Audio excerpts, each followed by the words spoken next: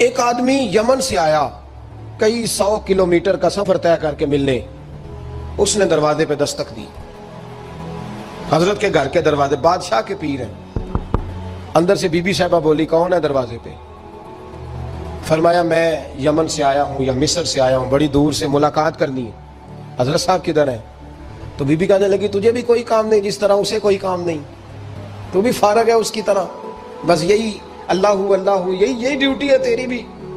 میں نے کہا یار اتنا بڑا صوفی اور گھر میں اس کا کیا حال ہے، وہ بات کرنے والی. تو میں نے کہا جناب حضرت کدھر ہیں؟ تو کہنے لگی وہ کوئی جنگل میں بیٹھا اللہ کر رہا ہوگا، نہ بچوں کی فکر نہ گھر بار کی فکر، مسئلوں سے بھی پیٹ بھرتے ہیں کبھی، ادھر بیٹھا ہوگا. جا ملنا ہے تو بھی چلا جا، دوبارہ دروازے پہ دستک نہ دینا، خبردار.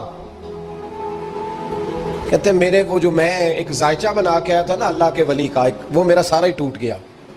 میں نے کہا کچھ نہیں یار، جس کا گھر حال نہیں تو باہر کیا ہوگا، اندر ہی کوئی طبیعت نہیں. لوگ فٹافٹ اعتراض کرتے ہیں، کہتے ہیں صاحب فلاں بندے کو نہیں صحیح کر سکے تو.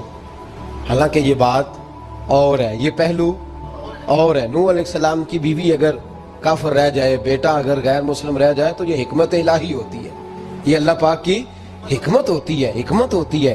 اس میں پیغمبر کی تبلیغ میں کوئی اعتراض نہیں کیا جا سکتا.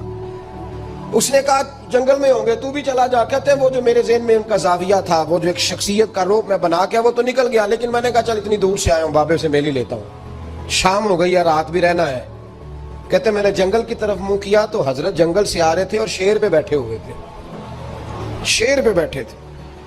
فرماتے ہیں پھر میرے دل میں خیال آیا، میں نے کہا بی بی قابو آتی نہیں اور شیر کو قابو کیا ہوا ہے. پھر وسوسہ آیا اتقوا فراست المومن فإنہ ینظر بنور اللہ، رواہ ترمذی او کما قال صلی اللہ علیہ وسلم.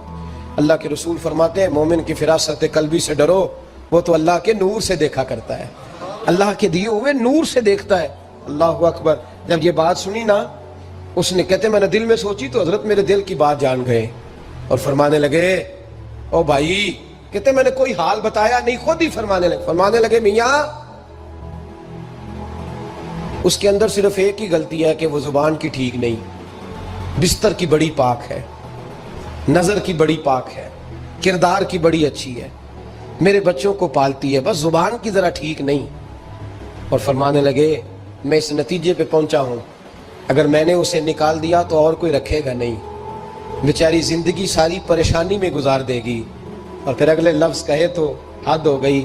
فرمانے لگے میں اس بد زبان سے اس نے سلوک کرتا ہوں، اللہ نے یہ بے زبان مخلوق میری فرما بردار بنا دی ہے. فرمایا یہ میرے وظیفوں چلوں عبادتوں سے نہیں آیا شعر، یہ اس بد زبان سے اس نے سلوک کرتا ہوں تو رب نے یہ بے زبان مخلوق میری.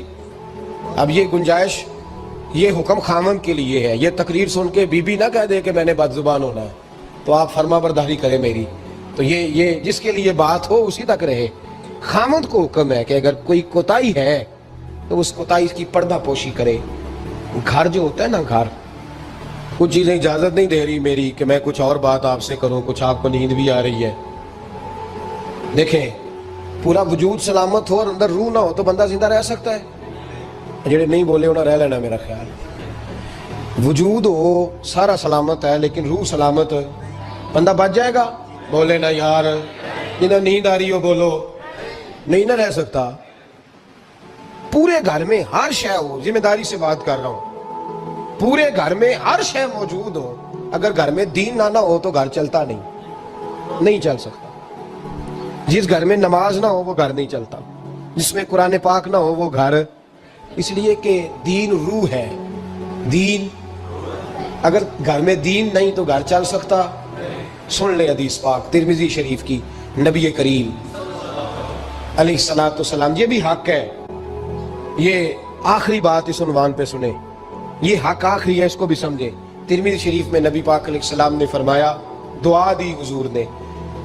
نبی پاک فرماتے ہیں اللہ اس بی بی کو جزائے خیر دے، اللہ اس پہ رحم فرمائے جو سویرے اپنے خاوند کو نماز کے لیے جگاتی ہے اور اگر نہ اٹھے تو پانی ڈال کے جگاتی ہے. اور فرمایا اللہ اس خاوند پر رحم کرے جو سویرے اپنی بیوی کو نماز کے لیے جگاتا ہے اور اگر نہ اٹھے تو پانی ڈال کے جگاتا ہے. رحم کرے. سب سے زیادہ حق میاں بیوی کا ایک دوسرے کا ساتھی ہے کہ انہیں دیندار بنائے.